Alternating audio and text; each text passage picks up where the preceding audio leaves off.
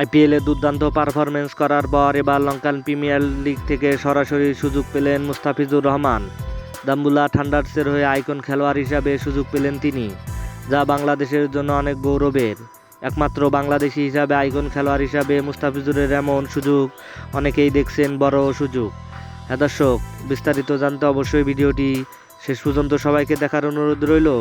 দাম্বুলা থান্ডার্সের হয়ে এবার নাম লিখিয়েছেন মুস্তাফিজুর রহমান, যেখানে দুই মালিক বাংলাদেশি এবং এক স্পন্সরশিপ বাংলাদেশি।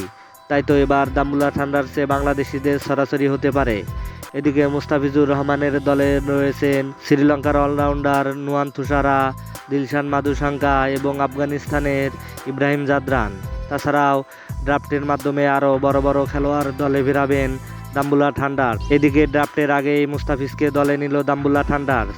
তার কারণ আইপিএলে দুর্দান্ত পারফরমেন্স করার সুবাদেই এমন সুযোগ পেলেন মুস্তাফিজুর রহমান। কারণ মুস্তাফিজুর রহমানের সোলোয়ার এবং ইয়র্কারে নাস্তানা বোধ হয় সকল খেলোয়াড়রা। তাই তো মুস্তাফিজুর রহমানকে খুব ভালো করে চাইছিল দাম্বুলা থান্ডার্স। তাদের সুযোগ মতো পেয়ে গেলেন মুস্তাফিজুর রহমানকে। এখন দেখার বিষয় বিসিবি এনওসি দেয় কিনা। তবে যেহেতু দলটি বাংলাদেশের মালিকানাধীন, তাই তো মুস্তাফিজুর রহমানকে খেলানোর সুযোগ রয়েছে শতভাগ।